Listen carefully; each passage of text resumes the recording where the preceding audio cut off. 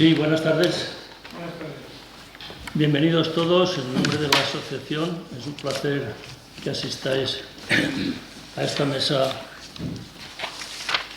debate. Bienvenidos también a los participantes Luis Castro de Rojo, Javier Martín Lázaro y Raimundo Cuesta Fernández. Un poco algo de su currículum, no me voy a extender mucho porque vamos escasos de tiempo, pero bueno. Luis es soriano, licenciado en Historia por la Universidad de Barcelona, diplomado de Arte Dramático por el Institut de Teatre de Barcelona, profesor de Geografía e Historia, jubilado investigador, autor de numerosos artículos, ensayos y temática variada. Entre sus publicaciones destacan Capital de la Cruzada, Burgos durante la Guerra Civil. Concejal en Soria por el PC y en Burgos por Izquierda Unida en varias legislaturas. Activista pacifista y ecologista. Participa en varias asociaciones de memoria histórica de Salamanca.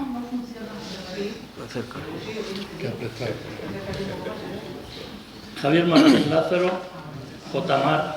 conocido en Salamanca, cronista de la ciudad de Salamanca, director y presentador en un programa de televisión, Iris Televisión, ha sido tertuliano de radio y televisión, articulista en los diarios Tribuna y El Adelanto, ha escrito en páginas de opinión del norte de Castilla y en otros medios digitales.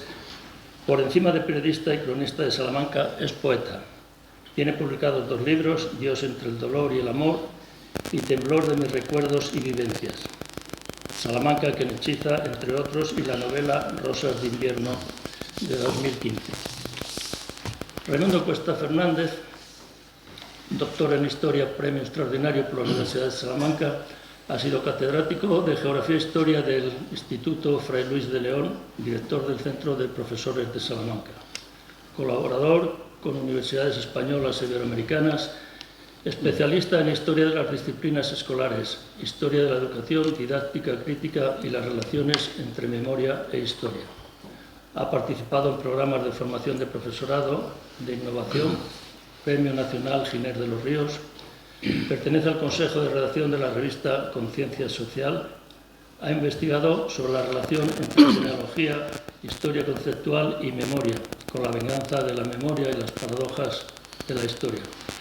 Su último libro, de carácter autobiográfico, Las lecciones de Tersites. Bien, con esto le voy a dar la palabra a Luis, quien nos va a presentar la prensa en la propaganda en la guerra civil. Cuando quieras. Gracias. Buenas tardes y gracias a la asociación, que además muestra un interés que yo creo que es excesivo, porque creo que no es la primera vez que vengo invitado por ella a este mismo lugar y no sé si tengo tantos merecimientos. Bueno, este es un tema bastante complejo porque tiene muchos aspectos, pero de entrada creo que se puede resumir en una frase engañosamente sencilla y que es ya muy conocida cuando se estudia la propaganda, que dice que tiene que ver con examinar quién dice qué, a quién, con qué medios y con qué resultados. Quién dice qué, a quién, con qué medios y con qué resultados. Se podrían añadir más aspectos. Y creo que hay uno que no se puede obviar, ya que estamos donde estamos, en Salamanca, porque esta ciudad tuvo, durante la Guerra Civil, como todos ustedes saben, un papel muy especial, ¿no? Y en lo que se refiere a la propaganda, también, porque, por solo recordar, aquí saben ustedes que es donde se fundó, empezó a funcionar Radio Nacional, que después sería Radio Nacional de España. O aquí también, como diré después, tuvo lugar digamos, la unificación política que dio lugar también a una unificación del mensaje de la prensa y de la propaganda del movimiento. Y aquí, en esta plaza, no sé si en este mismo inmueble no, o en otro anterior, pues él preguntaba ahora a Severiano, en la Plaza de los Bandos número 8, que no sé si, del año 36, que no sé si será este mismo edificio o uno de esta misma plaza, estuvo la embajada italiana, la embajada fascista, que entre otras cosas tenía un oficio de propaganda que fue muy importante durante la guerra, igual que también lo fue la sección de propaganda del partido nazi de la embajada alemana aquí en Salamanca, cuando estuvo aquí el cuartel general de Franco. Entonces, como digo, se trata de ver quién es, pues, qué entidades, qué personas se encargaron de gestionar, elaborar la propaganda, el qué tiene que ver evidentemente con los mensajes, y teniendo en cuenta que, puesto que estamos en guerra, diríamos que tiene un aspecto positivo de afirmación del propio mensaje, pero también otro negativo, que es la contrapropaganda, que es frenar o desvirtuar la propaganda del enemigo y desmoralizarle, ¿no?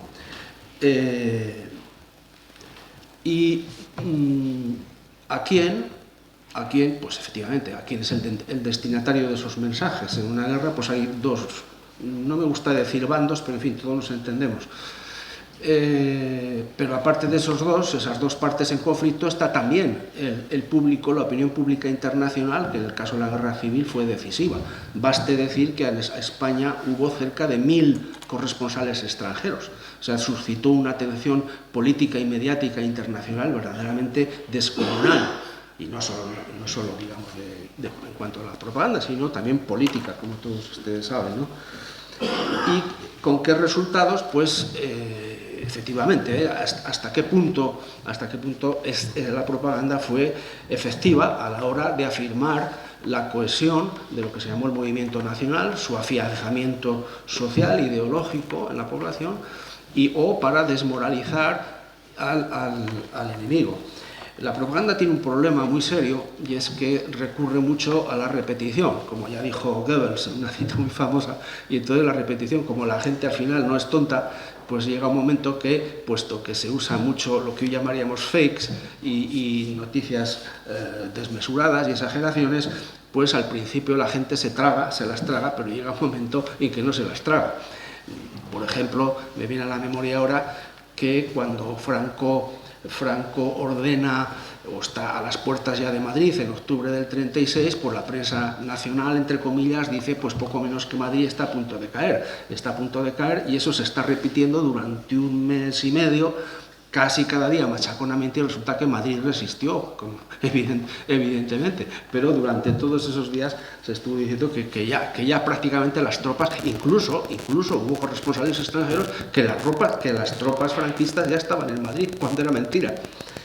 Bueno, entonces, como ven ustedes, las aristas o los aspectos de este tema son bastante complejos, ¿no?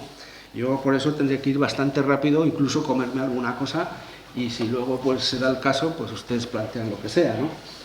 En cuanto a quiénes son los autores o quiénes eran los gestores de la propaganda, pues al principio esto es un golpe militar que se pensaba que iba a ser muy rápido su éxito.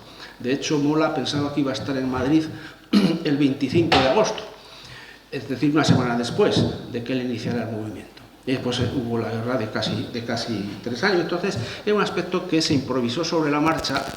Al fin y al cabo es un movimiento militar, y inicialmente hay una etapa de varios meses donde está, digamos, gestionada por los cuarteles generales de los 3 mandos principales que tuvo el movimiento hasta la unificación, que fueron Queipo de Llano en Sevilla, Mola en Navarra y Burgos, y además el cuartel general de Franco, que fue móvil desde África, pues se desplazó a Sevilla, Cáceres, finalmente Salamanca y Burgos, ¿no?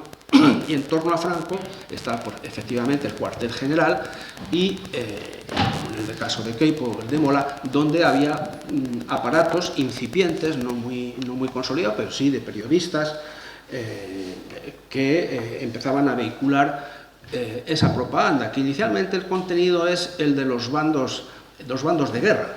El bando de guerra, que es el primer mensaje bestial, brutal a la población, de que aquí estamos en guerra, hay que derrotar al anti-España, al comunismo, y aquí lo que se quiere es una adhesión inquebrantable. Entonces, pues que no hay que suscitar, diríamos, movimientos contra contra la sublevación, que no se pueden emitir evidentemente opiniones de disenso, ni mucho menos, claro. Y claro, ¿qué ocurre? Que junto a esos mensajes también tenemos los de las fuerzas políticas que apoyan el movimiento. Obviamente la Falange. La Falange tenía, cuando empieza la guerra, pues nada menos que 40 cabeceras entre revistas y diarios, que no es poco de pavo, aunque no era una organización muy importante.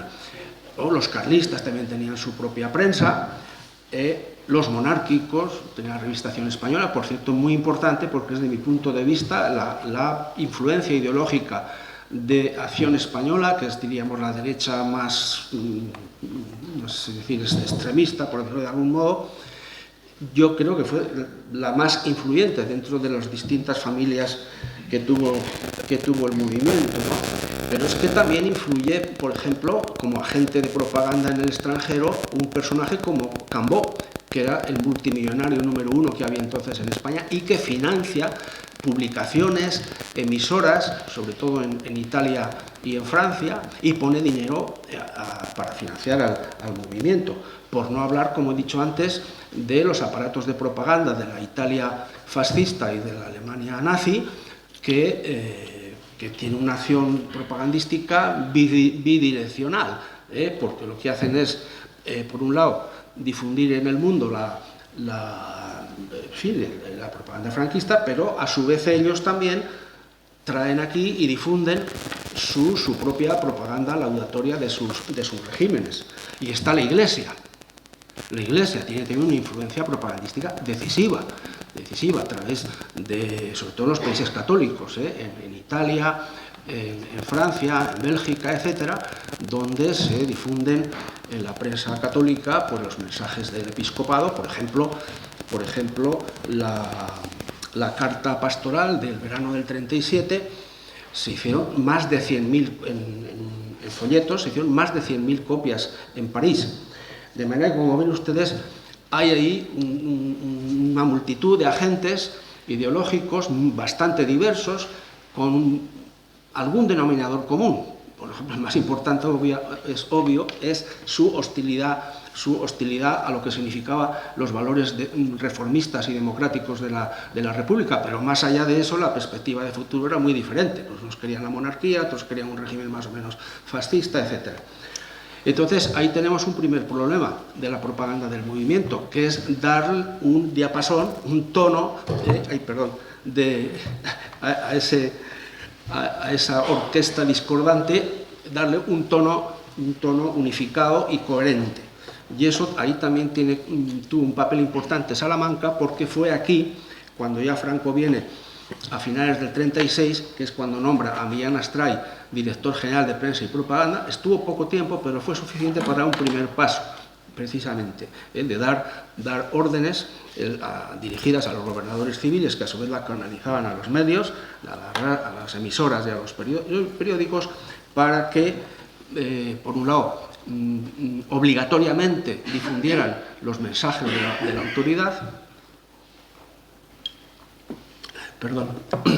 que eran fundamentalmente los partes de guerra y los lemas, que él acuña uno que va a ser quizás más conocido durante la guerra, y después, que es una patria, España, un caudillo franco, o España, una grande y libre. Esto era obligatorio ponerlo todos los días en la primera página. Y la censura, censura existía desde el primer momento, pero ya se refuerza. Y del mismo modo que ya en el 37, a principios del 37, pues hay unificación de las milicias y de las propias fuerzas políticas.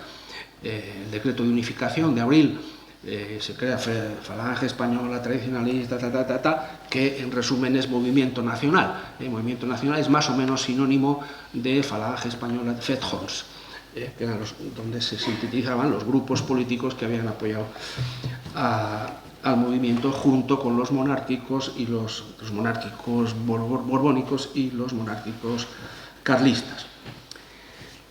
Eso es lo que tiene que ver con quiénes son los gestores, ¿no?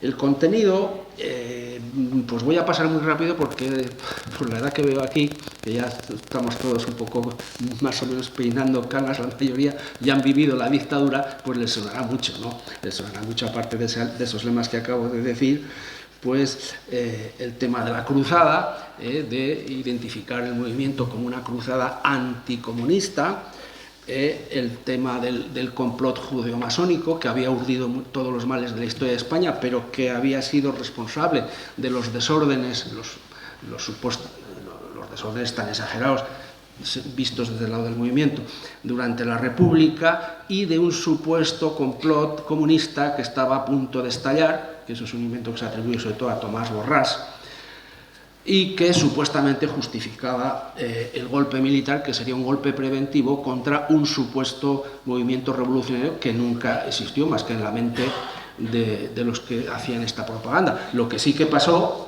y eso está más que demostrado, es que precisamente ese golpe provocó lo que decía que iba a prevenir, que es que hubo efectivamente un movimiento de matiz revolucionario y de caos en la República, precisamente por los efectos del propio golpe, que privó a la República de sus medios, principalmente de los militares y policíacos, y durante unos cuantos meses pues hubo un cierto caos en la República, pero inducido por la propia situación, ¿no?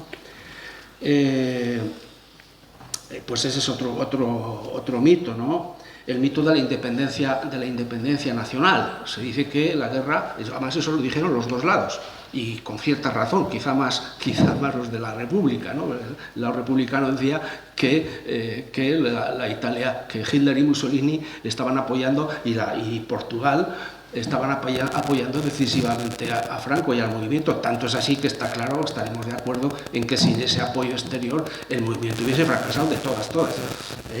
Y entonces ahí se decía, bueno, pues que el régimen era digamos, hijo de ese, o sostenido por esa influencia exterior de tipo fascista, ¿no? Por su parte, el lado nacional, entre comillas, pues venía a decir que pues poco menos que el lado republicano estaba teledirigido por Moscú, por los soviéticos, por los comunistas, y que por lo tanto se trataba de echar al invasor. Ese fue un leitmotiv muy importante, la guerra como guerra de independencia. Y bueno, hubo muchos otros lemas, claro, que pueden comprender, pues luego ya tiene que ver pues con cuestiones ya concretas de celebraciones. Ahora estamos cerca del 12 de octubre, pues el mito de la hispanidad, sobre todo para conseguir el apoyo político o diplomático de los países americanos, etcétera, etcétera, ¿no? 3 minutitos.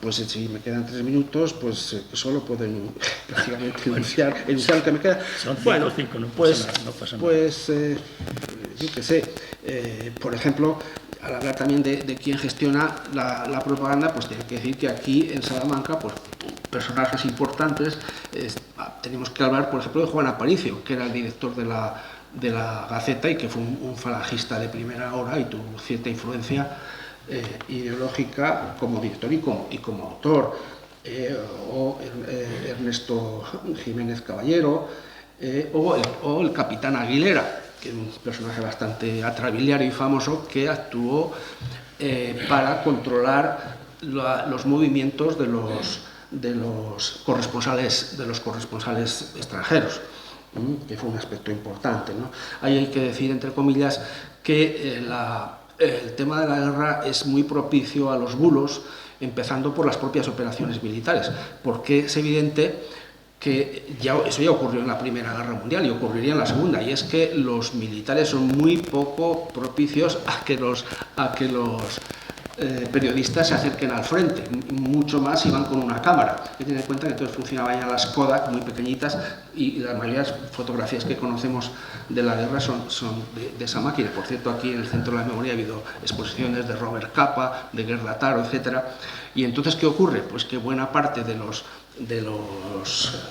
mensajes están muy mediatizados por ese control y esa censura de los extranjeros.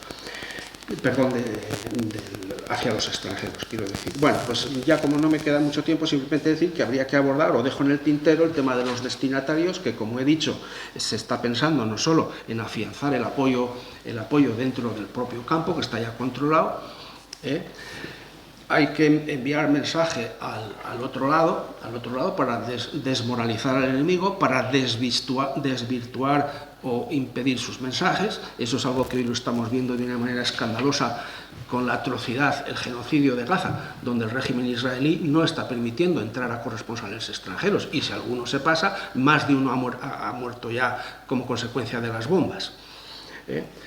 Los destinatarios, digo, pues está también la opinión pública extranjera que se cuidó mucho, tanto por parte de Falange, luego ya del movimiento, como he dicho antes, de la Iglesia, de la acción de Cambó, etcétera.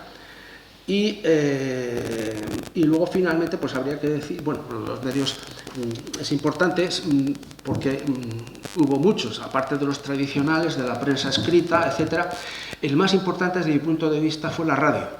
Fue la radio porque en un país con casi la mitad de analfabetos, la radio allí donde llegaba pues tenía un efecto inmediato y muy emotivo además, porque habría que hablar del estilo en que se pronunciaban esos discursos cuando la guerra, ¿no? La cuestión es que no había muchos aparatos de radio, sobre todo en las zonas rurales, pero piensen ustedes que cuando había una radio no solo la oía el propietario, sino que si estaba en tiendas o en lugares públicos la oía muchísima gente. O incluso en algún momento ha habido aparatos de radio aquí, por ejemplo, aquí en la Plaza Mayor de Salamanca, aparatos de radio que estaban afuera, de tal manera que la gente oía el parte. Bueno, no me puedo extender más, habría que hablar de muchas otras cosas, y en cuanto a los efectos también es difícil decir, calibrar eso. Hasta qué punto influyó. Yo creo que sí influyó desde luego al principio, influyó sobre todo metiendo miedo, porque estaba claro, el mensaje de amenaza sobre si no se seguían las directrices del movimiento estaba muy claro, y todo el mundo sabía lo que pasaba cuando las tropas de Franco atravesaban una zona, como se vio por ejemplo con la columna de la muerte de Yagüe al acercarse a Madrid, y desde ese punto de vista de meter miedo sí que fue efectiva. Y termino diciendo que lo que pasó aquí en Salamanca y luego en Burgos, etcétera, con esta primera organización y unificación del mensaje propagandístico del movimiento fue muy influyente. Tengan ustedes en cuenta que todas las cabeceras del movimiento de cuando la guerra dieron lugar a lo que después se llamó la prensa del movimiento, que ha estado durando hasta los años 80. El Radio Nacional todavía existe. Evidentemente no con el enfoque que tenía cuando la guerra, pero se creó aquí.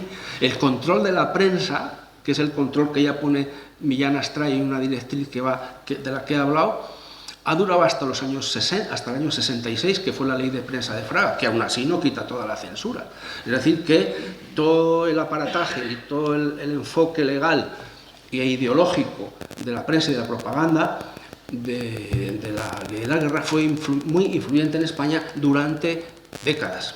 Y yo diría que incluso todavía hoy hay alguna reliquia, porque nos podemos preguntar si no hay o si no está resucitando un poco algo del franquismo. Muchas gracias. Muchas gracias, Luis.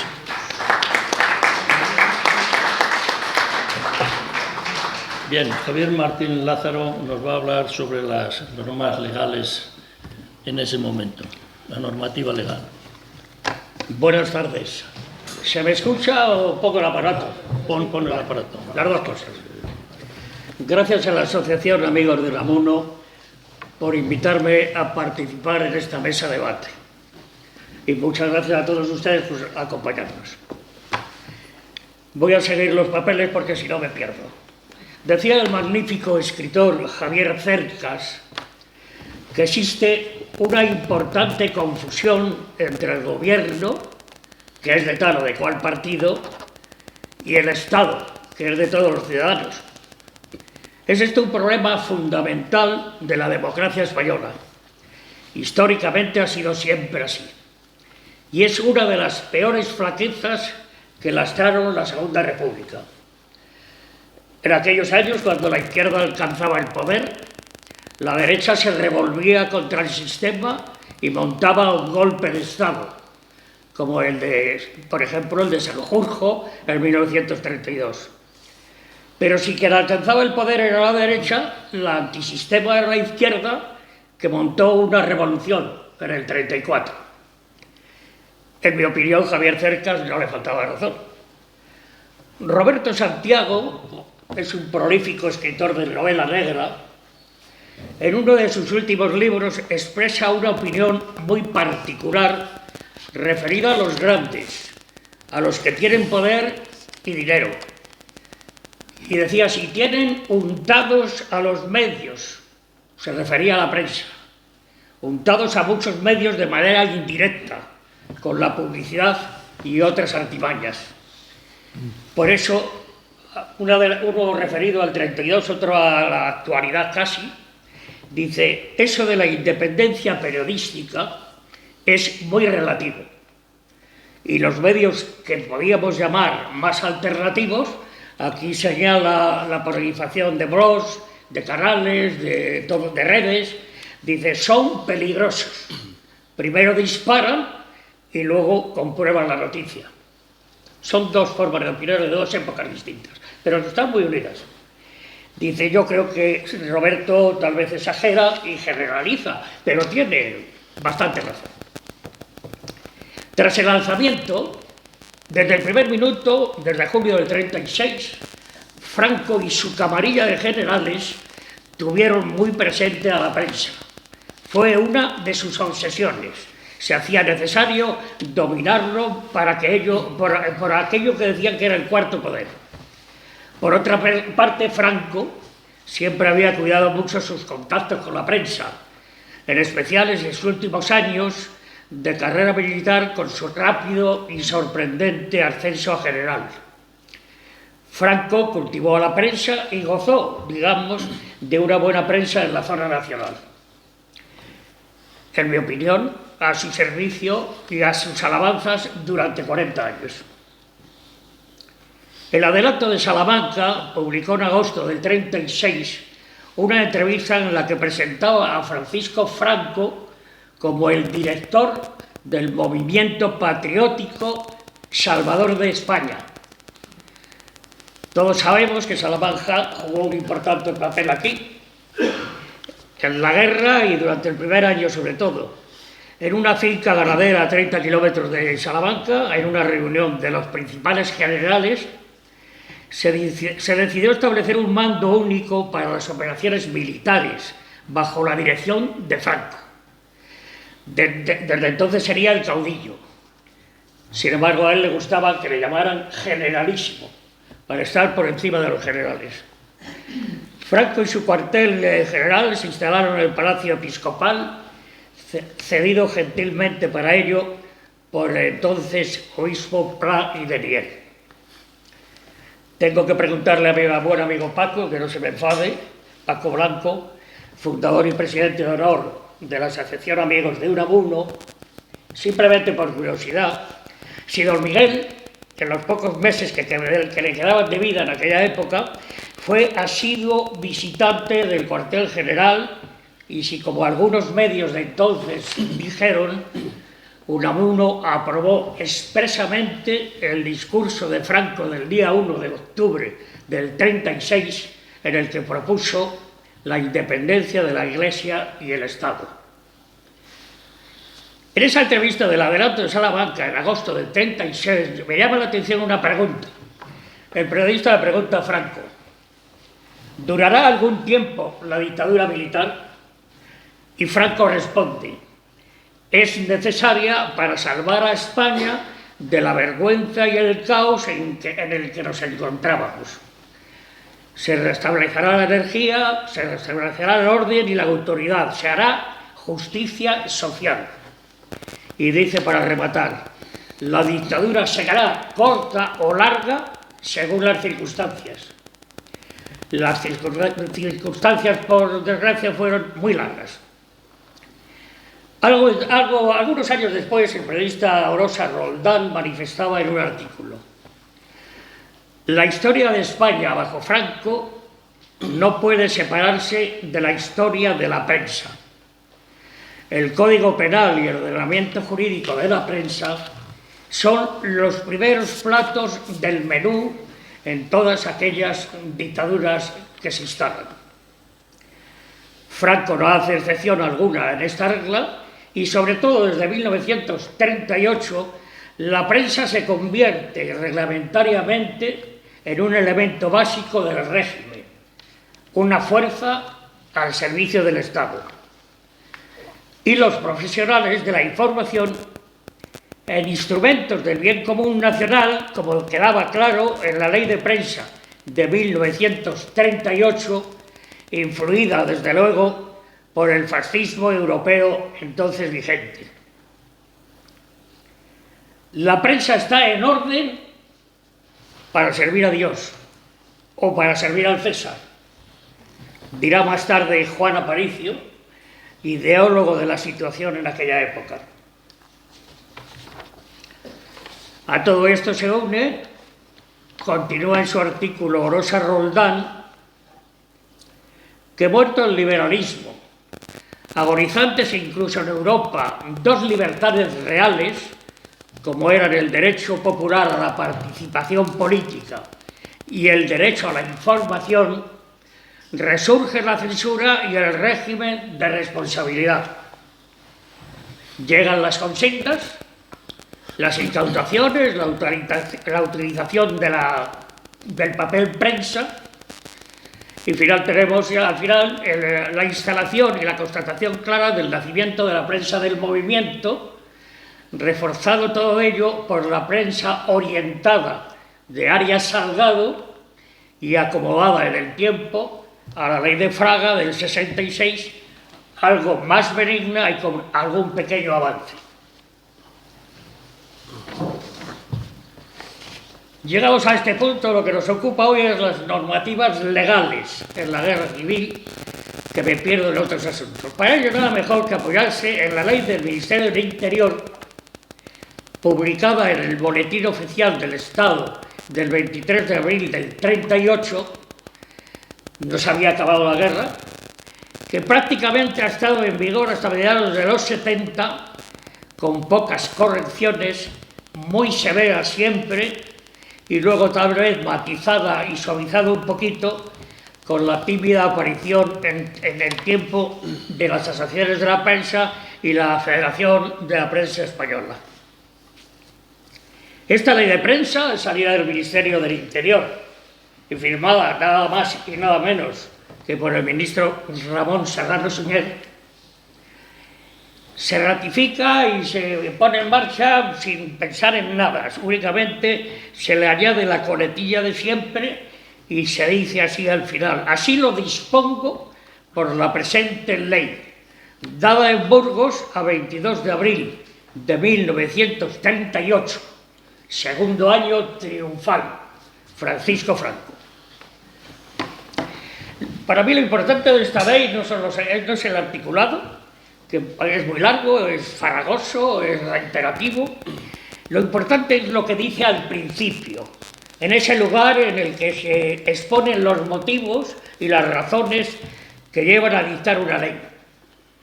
En este caso, una de las primeras leyes de una dictadura que ya había comenzado. Así empieza su preámbulo. Uno de los viejos conceptos que el nuevo Estado había de someter más urgentemente a revisión era el de la prensa.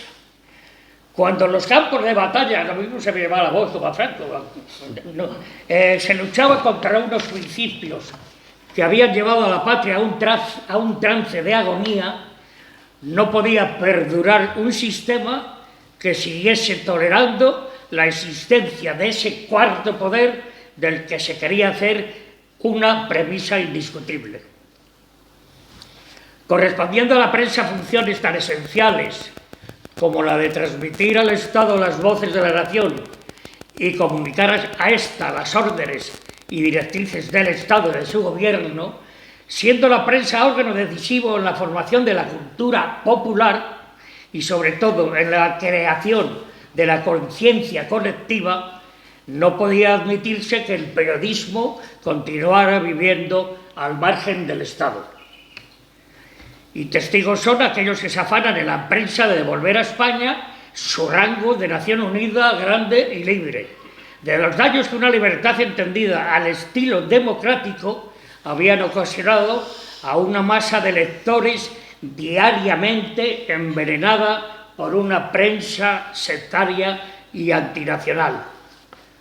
Se comprende entonces la necesidad de dar unas normas al amparo de las cuales el periódico viva al servicio permanente del interés nacional, basado exclusivamente en la verdad y en la responsabilidad. Tan urgente como derribar los principios que pretendían presentar a la prensa como poder intangible, poseedora de todos los derechos y carente de todos los deberes, tan urgente es acometer la reforma de un estado de cosas que hacían vivir en la dificultad, cuando no en la penuria, todo el material humano agrupado en torno al periodismo. Así, redimido el periodismo de la servidumbre capitalista, es hoy cuando auténtica y solemnemente puede declararse la libertad de prensa. Libertad integrada por derechos y libertades que ya nunca podrán desembocar en aquel libertinaje democrático por virtud del cual pudo discutirse a la patria y al Estado, atentar contra ellos y proclamar el derecho a la mentira, a la insidia, a la difamación como sistema metódico de destrucción de España. Se hace necesario despertar en la prensa la idea del servicio al Estado, de devolver a los hombres que de ella viven la dignidad material que merece quien se dedica a esta profesión, constituyéndose en apóstol del pensamiento y de la fe de la nación recobrada a sus destinos.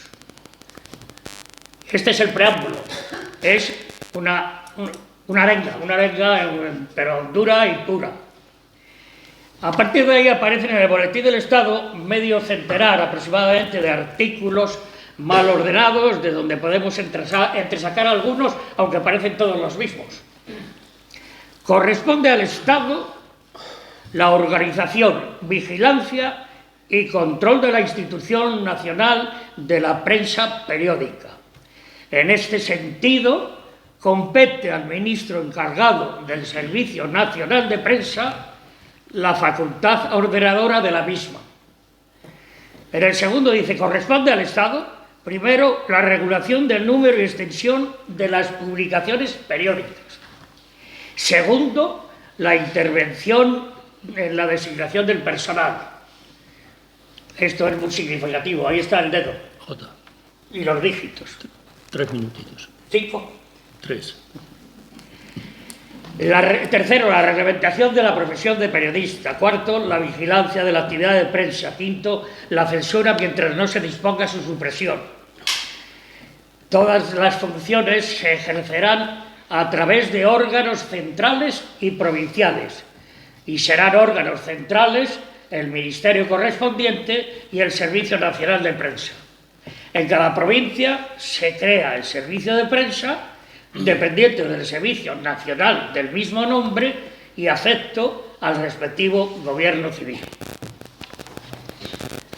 Con esto se define de forma indiscutible que el director de un periódico es el gobernador civil o el jefe provincial de Falange. Sigue más allá y, por no extenderme, incumbe al jefe del servicio de prensa de cada provincia, 1, ejercer la censura mientras ésta subsista. La censura no dejó de existir hasta la muerte del dictador. Ellos mismos reconocen que va a haber censura. El nombramiento del jefe del servicio de prensa de cada provincia será hecho directamente por el Ministerio. Artículo 12. El fallo del ministro, rechazando la propuesta de un nombramiento, es apelable ante el jefe del gobierno en el plazo de 15 días.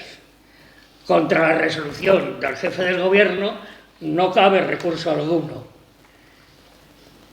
Quedan derogadas cuantas disposiciones anteriores se opongan a esta ley. el resto del medio centenar aproximadamente son casi iguales, todos ellos. Son normativas, son órdenes tajantes, inapelables, censura, nula libertad. Es el jefe de elección de Falange o el gobernador de cada provincia, son los que mandan. Y siempre nombrados con el visto bueno del gobernador. Yo conservo uno de los primeros carnets de mi padre, periodista, fechado en 1944, unos años después de la Guerra Civil, 6 más tarde la Ley de Prensa. En él, además de los datos personales, se señalan los 6 principios generales de la profesión periodística. Solo leer el primero basta para leer los demás. En el ejercicio de su misión, el periodista ha de observar las normas de la moral cristiana y guardar fidelidad a los principios del movimiento y leyes fundamentales del Estado. Jota, se le acabó el tiempo.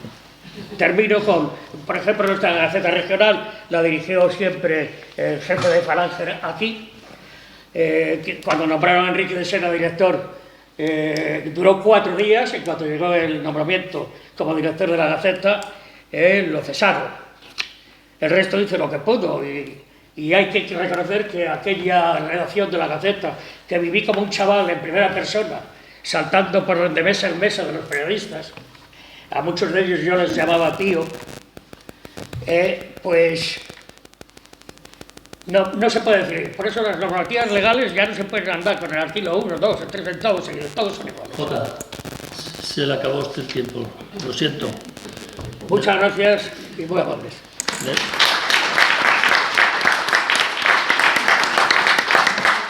Le damos la palabra a Raimundo, quien nos hablará de los intelectuales españoles en la Guerra Civil.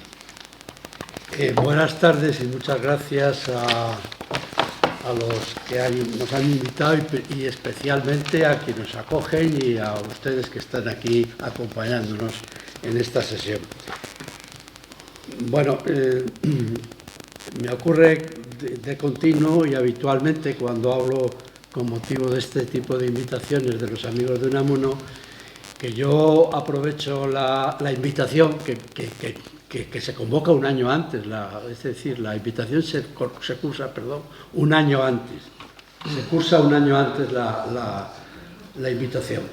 Y yo aprovecho, pues digo, bueno, pues ya que tengo que ir por compromiso de amistad y porque tengo simpatía aunque crítica con la figura de Unamuno, pues digo, voy a aprovechar para reflexionar yo y producir algo intelectualmente que me sirva a mí para mi trabajo y el proyecto de actividades que yo llevo después de la jubilación. Tengo que recordar aquí que amablemente Luciano me ha presentado que mi vida no se extingue con el último libro que cita sobre Tersites, que es del 2015, sino que desde entonces, ya jubilado hasta el momento actual y si Dios quiere hasta otros momentos más próximos o lejanos, estoy trabajando sobre fundamentalmente la historia intelectual, la historia de las ideas y muy particularmente, especialmente sobre la crisis de los intelectuales españoles ante la situación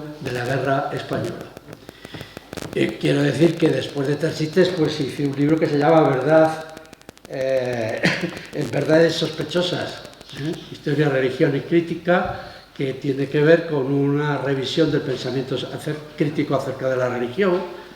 Luego, por eso me invitan a estas cuestiones, hice un libro sobre Unamuno, Azaña y Ortega, las 3 luciérnagas, las llamaba así, del ruedo ibérico español, y ahora mismo estoy en curso, y lo verán, si me da tiempo, en esta exposición, trabajando sobre un libro que se titula La pasión de pensar y las ironías del vivir, que se refiere a la figura del doctor Marañón, don Gregorio. Bien, les digo esto no para hacer publicidad de estos trabajos, sino para que entiendan el tono y el ámbito en el que yo me expreso en esta conferencia de esta tarde. Como pasó un año, cambió el título, claro, y el título cambia de acuerdo con las inquietudes que a uno le vayan surgiendo sobre la marcha. Mi conferencia, vamos, lo que yo he escrito, que es muy largo y no os voy a cansar con ello, se titularía La implosión del campo intelectual en 1936, Unamuno y Marañón. O sea, trayendo a colación, por lo tanto, la comparación de dos arquetipos humanos y de dos arquetipos de intelectual público en la España de entonces, qué es lo que ocurrió en el 36, qué es lo que se produjo, esa especie de terremoto cognitivo y personal que rompió los esquemas mentales y diríamos afectivos de ambos personajes, de una manera muy distinta, pero en cierta manera confluyente. Esta sería la historia que yo desarrollo aquí. Empezaría, luego no podré alargarme, con dos citas que corresponden a cada uno de los dos personajes. En agosto de 1936 decía Unamuno, don Miguel, en el adelanto: yo no estoy ni a la derecha ni a la izquierda, yo no he cambiado. Eso decía el 18 de agosto de 1936, después de haber saludado como un movimiento redentor de la civilización occidental el levantamiento, la insurrección, la rebelión militar encabezada por Franco y otros militares. Decía Marañón desde París el 15 de diciembre de 1937: ser fiel al pasado supone muchas veces ser traidor al porvenir. La cita tiene alguna amiga que otra. Quiero decir que se puede... es muy curioso porque esto que dice el doctor Marañón lo dice en un opúsculo que publicó en París y del que luego se han publicado muchas cosas hasta el momento en esta especie de renacimiento postfascista que se está viviendo en la España actual. Pues este tipo de literatura circula mucho en algunos ámbitos. Y se llamaba el libro Liberalismo y Comunismo, reflexiones sobre la Revolución Española. Unamuno estaba en Salamanca y fue testigo presencial de los acontecimientos que siguieron al 18 de julio. Ya conocen ustedes la historia de cómo diríamos que el terremoto de Unamuno no se resolvió con una inquietud permanente, una especie de reconcomio personal que acabó con su muerte por su muerte natural, el 31 de diciembre de 1937. Don Gregorio Marañón, médico extraordinariamente famoso, intelectual, historiador y todo tipo de una especie de humanista de su tiempo, escribe desde París, a donde había asistido con toda su familia el 19 de diciembre de 1936, con permiso del Gobierno de la República, porque él vivía en Madrid, con permiso del Gobierno de la República, es decir, en plena guerra civil, y custodiado incluso por fuerzas de la República, porque se tuvo que embarcar en el Mediterráneo para ir hasta Francia y luego llegar a París. Bueno, en ese momento Marañón va como conferenciante invitado por la Universidad de la Sorbona, pero el doctor Marañón lo que hace es quedarse en París con toda la familia. Esa era la disculpa para quedarse hasta 1942, incluso cuando estuvo París bajo dominio alemán, allí mismo, en París. Exiliado o refugiado, como se quiera. Hay dos textos que a mí me parece que resumen en este apresurada síntesis de lo que he estado trabajando estos días. Dos textos que son capitales para entender a Unamuno en 1936 y a Marañón en 1937. El primero es El resentimiento trágico de la vida, notas sobre la Revolución y la Guerra Civil españolas, que escribe Unamuno entre septiembre y noviembre de 1936, una obra que es un apunte nervioso, un apunte trémulo, por decirlo así, a lapicero, sobre notas, que luego se publicó como libro y que es una muestra excelente de una especie de literatura de tormento, de una confesión del tormento interior que corroía a Unamuno en ese tiempo. Y el otro libro es el que les cité antes, de Liberalismo y Comunismo, que es una de las piezas clásicas del anticomunismo más cerval de alguien como el doctor Marañón, que había sido un liberal de izquierdas, que había saludado a la República, que en su casa se hizo el traslado de poderes de la monarquía a la República, con Romanones, que había formado con Ortega la agrupación al servicio de la República, que había defendido, a diferencia de Unamuno, que pronto se distancia de los gobiernos de Azaña, y lo mismo ocurre con Ortega. A diferencia de ellos, él mantiene una cercanía muy próxima al reformismo azañista, porque considera, como consideraba Azaña, que si no se quería hacer una revolución había que hacer una reforma profunda, porque España o hacía eso o se veía involucrada en algo peor, como podría ser, y luego fue el triunfo de la extrema derecha, del fascismo de entonces. Bien, pues este devenir de Gregorio Marañón, que quizás sea menos conocido que el de Unamuno, porque Unamuno siempre fue un personaje que estuvo siempre... Bueno, yo a Unamuno cada vez le interpreto más en la clave de un intelectual público profético, en el sentido que utilizaba Max Weber, ese gran sociólogo alemán, que distinguía entre el profeta y el clérigo.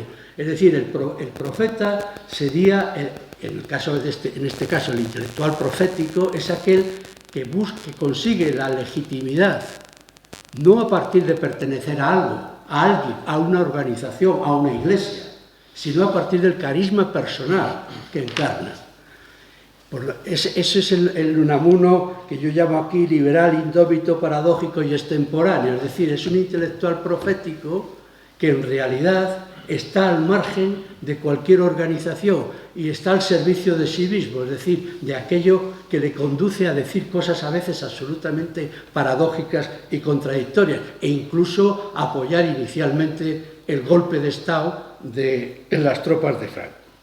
Pero el caso de Marañón es una cosa completamente distinta. Yo le llamo a Marañón un intelectual académico. Fue miembro de las 5 Reales Academias de entonces, de su época. Se dedicó a todo tipo de trabajos humanistas. Era un profesional médico excelente. Es el primer catedrático de la especialidad de endocrinología que no se conocía en España hasta ese momento. Pero él era un hombre de izquierdas, luchador contra la dictadura de Primo de Rivera, en la cárcel durante un mes, y muy amigo y muy encarnado con Unamuno, que era un personaje sacaba más de 20 años, pero al que tenía una gran admiración y con el que mantuvo desde 1921, que vino aquí Marañón a la universidad a dar una conferencia. Desde entonces su amistad pervivió hasta la muerte de Unamuno. Incluso le hace una necrológica muy interesante que no me da tiempo aquí a glosar, en París el 2 de enero de 1937. Pero, como les digo, el caso de don Gregorio Marañón es impresionante. Cuando el 18 de julio tiene lugar el levantamiento militar, él estaba en Portugal atendiendo a un paciente, regresa a España y le escribe a Marcelino Domingo, el ministro, le dice: ahora es el momento de apoyar la República, viva la República, en esos términos se expresa. Y pocos meses después de que no triunfa en Madrid el golpe de Estado y por lo tanto sigue el gobierno de izquierdas y luego se forma un gobierno encabezado por Largo Caballero, se rompe totalmente con su pasado anterior. Por eso la cita, no sé si recuerdan aquello que decía en la cita, que ser fiel al pasado supone muchas veces ser traidor al porvenir. Por lo tanto, él no puede ser fiel a su pasado, tiene que renegar de su pasado. Y renegar de su pasado significa empezar a lanzar soflamas, nada más llegaba a Francia, contra el gobierno legítimo de la República. Una tras otra. Y la más densa, esta de liberalismo y comunismo. Pero en cualquier entrevista y en cualquier ocasión es. Por lo tanto, yo como veo que se me va terminando el tiempo, quisiera insistir que esa especie de estereotipo que últimamente se ha manejado por varios círculos políticos de este país, de la tercera España, de que Unamuno y Marañón y otros pertenecían a la tercera España, no tiene ni pies ni cabeza. Ni pies ni cabeza. Eso de la tercera España lo inventó un politólogo ucraniano en 1937 para decir a aquellos que querían no que venciera un bando y otro, sino que hubiera un ayuntamiento y se llegara a una mediación internacional que terminara con la guerra. Pues bien, Marañón, en su correspondencia con Salvador Madariaga y con otros, insiste en que la revolución bolchevique comunista, la España comunista que se estaba dando entonces, tiene que acabarse. Y una vez que se ha acabado eso, él empieza a tener un regreso a ese pasado que quiso ignorar, el liberalismo político, pero él no estaba en esa línea de la tercera España, eso de la tercera. Bueno, y Unamuno, por supuesto, basta leer El resentimiento trágico de la vida para observar que en Unamuno lo que hay es un constante conflicto personal, vital, político, ideológico, y una especie de mala conciencia sobre el asunto. Pero Unamuno no dice que hay dos Españas. Al final, en El resentimiento trágico de la vida, lo que dice es que hay una sola España.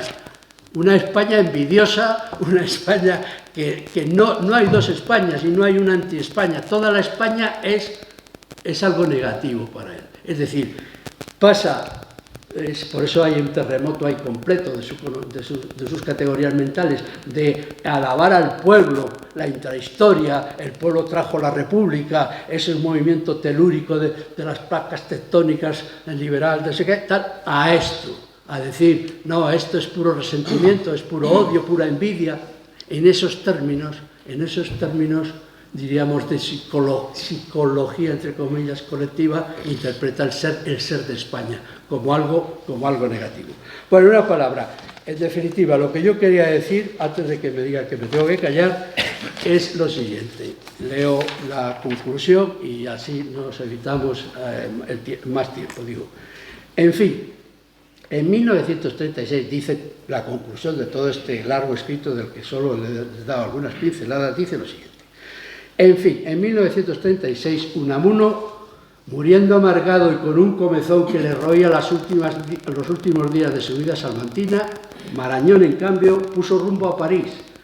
Evitó la confrontación con la República en sus días madrileños, pero sufrió también un radical vuelco cognitivo y emotivo que le condujo a convertirse en propagandista de una causa que nadie habría imaginado que algún día podría enaltecer. Vuelto a España, Marañón, ya derrotada la hidra revolucionaria, entre comillas, retomó algunos de sus apolillados postulados liberales, el más célebre aquel simplón que decía «el fin no justifica los medios». Y de esa forma se refugió, quizá con un punto de conciencia culpable, en una bienpensante resistencia silenciosa dentro de una cultura liberal hibernada, la del franquismo. Eso que se llamó criptoliberalismo, compartido con algunos de los que hicieron las maletas en 1936. Otros intelectuales, como Antonio Machado o María Zambrano, las hicieron en 1939, uno sin billete de vuelta, don Antonio Machado, y la otra con regreso largamente diferido hasta 1984. Un desastre individual y una pesada herencia colectiva de destrucción, devastación y exilio de la espléndida cultura de las élites españolas del primer tercio siglo, de las que desgraciadamente somos herederos. Muchas gracias.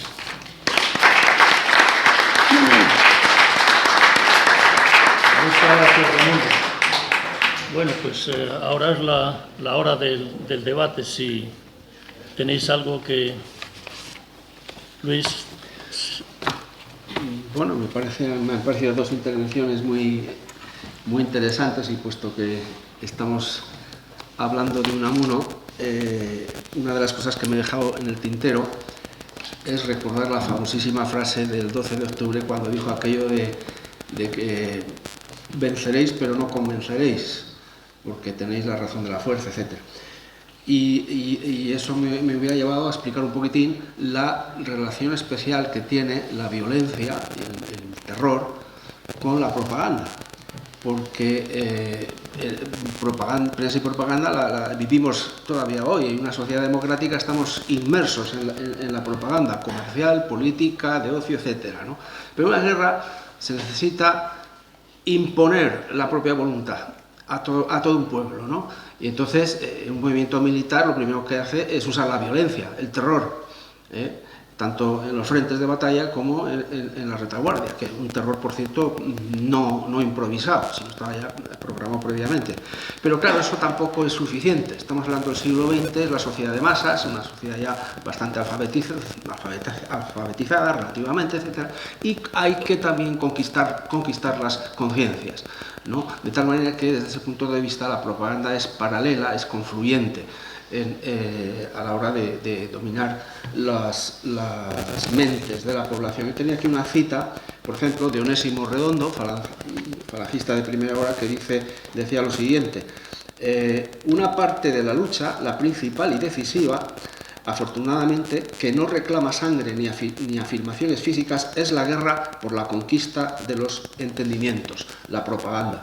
Hay frases semejantes, por ejemplo, en boca de Goebbels, que por cierto influyó mucho en la propaganda española del movimiento, y en definitiva pues yo creo que la frase de Unamuno pues reflejaba bien esta necesidad de vencer y a la vez convencer, vencer con la fuerza de las armas y la violencia, y convencer mediante una propaganda controlada y manipulada, como ha dicho el compañero Javier Martín. Jota, ¿usted tiene algo que...? No, prácticamente nada más, que me alegro de haber estado toda mi vida entre periódicos, escrituras, periodistas, y que seguiría escribiendo si tuviera ganas, pero se me han quitado.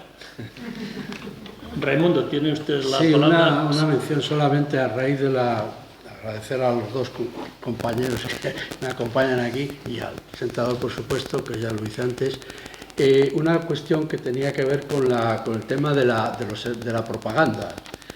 Este liberalismo y comunismo fue un texto propagandístico después por el aparato de propaganda del franquismo fuera de Francia, fuera de España, muy especialmente, ahora también dentro de España se ha vuelto a reeditar, en Argentina, por ejemplo. Y esto me lleva a decir una cuestión que tenía interés en subrayarte, Luis, y es que la acción que tienen sobre los intelectuales el aparato de propaganda fuera de España, en Londres, París y otras ciudades. Yo he estudiado algo de París. ¿Sabéis que ha habido recientemente una novela, que es una novela de Juan Manuel Prada, que se titula Mil ojos esconde la noche? No sé si tenéis noticia de ella. Se ha hecho así como muy famosa. A mí me costó terminar de leer aquello porque es un panfleto contra Marañón, que le convierte en una especie de pelele, y ya no es que no sea yo crítico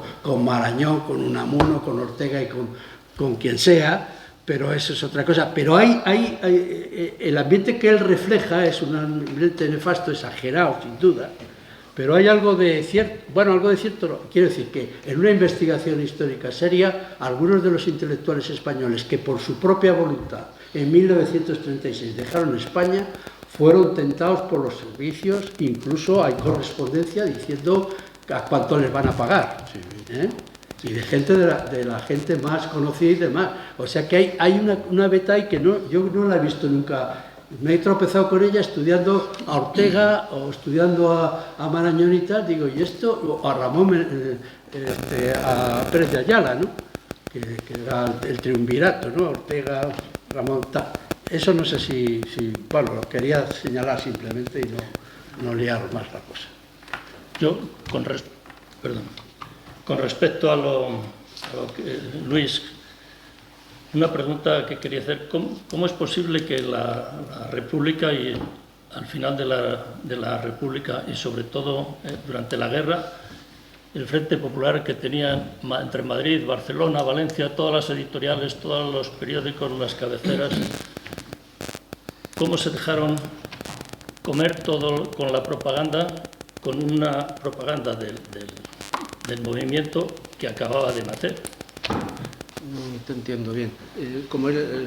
A ver, todas las editoriales Sí, y todos los periódicos, las principales, no todas, estaban todas en Madrid, Valencia o Barcelona. Todas. Bueno, la mayor parte y las principales. Sí.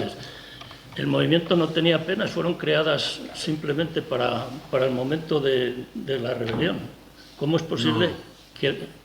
Había, hombre, evidentemente las principales editoriales están en Madrid, en Barcelona, etcétera, pero las ciudades medias que tenía dominar el movimiento, Sevilla, estoy pensando en Valladolid, en Vitoria, en Burgos, por ejemplo, estaba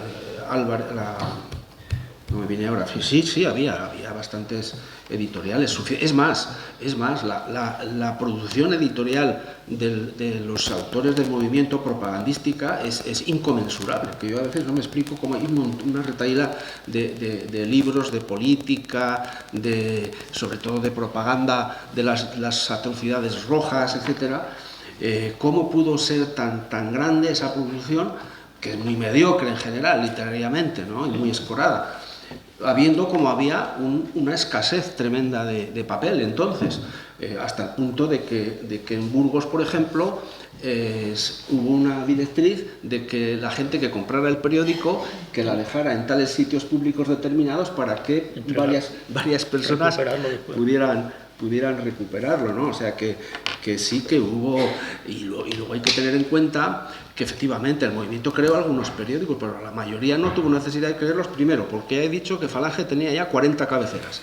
Los carlistas quizá no tanto, porque su implantación era menor, pero también tenía su propia prensa. Y luego lo que ocurre es que las cabeceras de periódicos conservadores, como aquí la Gaceta, o en Burgos el Diario de Burgos, o en Valladolid el Norte de Castilla, el ABC de Sevilla, etcétera, eso se quitan el sombrero desde el primer momento para servir al movimiento nacional. Las emisoras pasa 3/4 de lo mismo, que las que no se ofrecen espontáneamente al movimiento son asaltadas y confiscadas desde el primer momento. Incluso los falangistas intentaron coger la emisora de Valladolid antes del movimiento, antes de que estallara el movimiento. O sea que el movimiento parte con bastantes medios propagandísticos. Lo que pasa es que, como he dicho al principio, pues no estaba todo eso coordinado, todo estaba pendiente de que tuviera una cierta coherencia ideológica y organizativa, y eso, como he dicho antes, lo empezó aquí el equipo de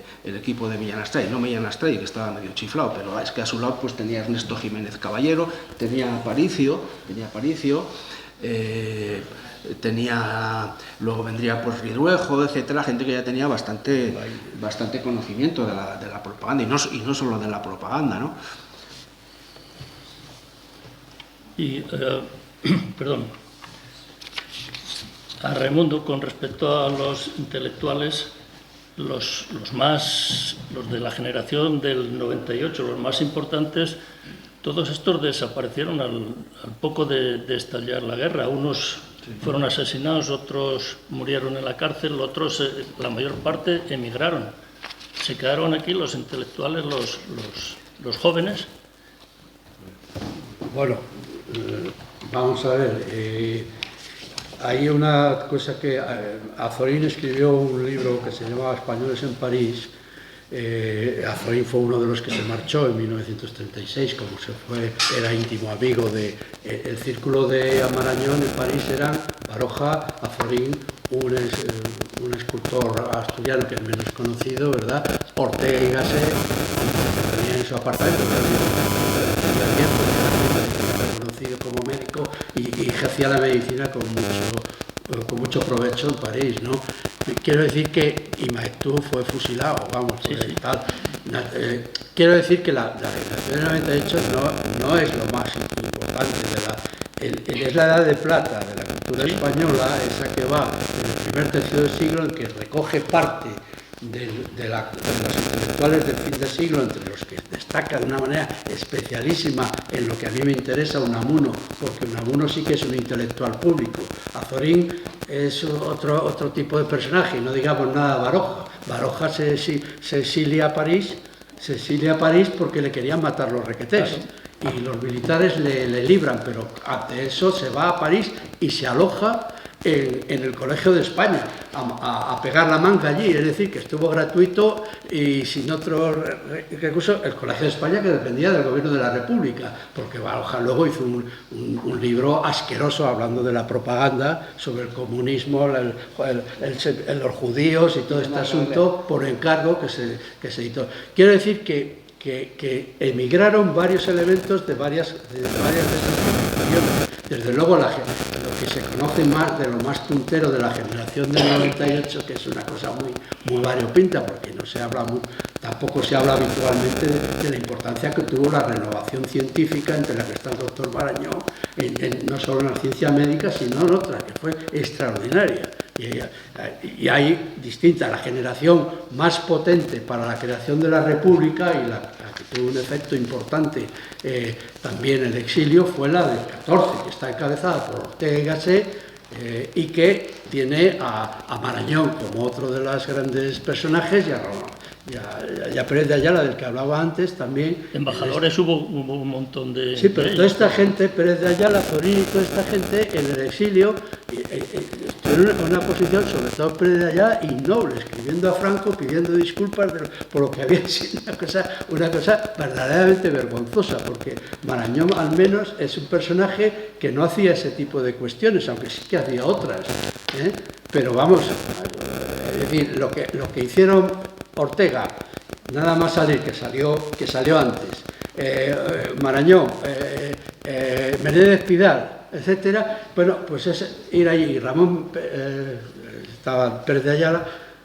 lo que hacen es que ponen a sus hijos al servicio de las tropas de Franco, es decir, la República les protege para ir a Francia y el hijo de Marañón viene a correr a Burgos para servir a Franco. Y los dos hijos de Ortega hacen lo propio. Uno de ellos que fue personaje importante en la fundación de lo del país y todo este asunto. Bueno, quiero decir que ahí hay no es solo la generación del 98. Y luego la del 27, ¿no? Bueno, si hablamos de generaciones, que esos son términos siempre un poco son invenciones, la del 98 de Azorín. Sí, por completar un poco lo que ha dicho Raimundo, efectivamente la generación del 98, pues claro, la gente más prestigiosa, pero yo creo que ya un poco políticamente estaba un poco fuera de combate, por decirlo así. Y yo por eso alguna vez yo creo que se ha magnificado la importancia que tenía su postura, aunque yo siempre creo que, por ejemplo, merecería mucho la pena recordar el ejemplo moral y personal de un Antonio Machado, ¿no? En comparación con su hermano Manuel, que enseguida hizo sonetos al caudillo, ¿no? Entonces, que el protagonismo, digamos, de escritores pues, durante la guerra y en la posguerra recae en la generación siguiente, que es la generación del 27, efectivamente, y pues y es un grupo muy nutrido, porque ahí tenemos pues a Luis Felipe Vivanco, a Torrente Ballester, tenemos a Rosales, a Ridruejo y alguna persona más que yo ya estaría olvidada y desconocida, pero ya de la generación anterior, que era Concha Espina. Concha Espina hoy pues es una autora seguramente pues ya ignorada, ¿no? Pero en su momento tuvo bastante predicamento y publicó muchas cosas. Y ha habido infinidad de autores de esa época. Y puesto que has citado el caso de los embajadores, esa sería precisamente otra de las palancas que tuvo el movimiento fuera. Resulta que como los diplomáticos de aquella época, no sé ahora cómo está la situación, pero la mayoría eran de extracción nobiliaria, de clases altas, la inmensa mayoría muy conservados, de tal manera que se calcula que el 90% del personal diplomático en el extranjero se proclamó más pronto que tarde a favor del movimiento y actuaron en la medida que pudieron para influir en los países donde estaban a favor del movimiento. Ese también es otro aspecto interesante. Y no solo los profesionales, Mira, no solo los profesionales. La República nombró a gente ilustre, intelectuales ilustres como Ramón Pérez de Ayala, embajadores. Ramón Pérez de Ayala era embajador en Londres. Cuando triunfa el Frente Popular, inmediatamente se va del asunto y tal, pero que incluso los intelectuales que se nombraron para estos cargos y tal, y decir simplemente que el cuerpo, o sea, los embajadores y los jueces son los que tuvieron un índice de purga después del franquismo, cuando ganó el franquismo, fueron los cuerpos menos castigados de toda la administración pública. Los jueces, que tienen un nivel inferior al 8%, me parece que era, si no recuerdo mal, comparado con los catedráticos, por ejemplo, de instituto, que era el 30 y tantos %, para que os hagáis una somera idea del asunto y de por qué pasan ciertas cosas en el presente que reflejan muy claramente también una historia de las élites funcionariales españolas que no se han estudiado y no se ha criticado suficientemente su papel histórico. Bien, muy brevemente, si alguien tiene una pregunta, si no, pues damos por terminada la sesión.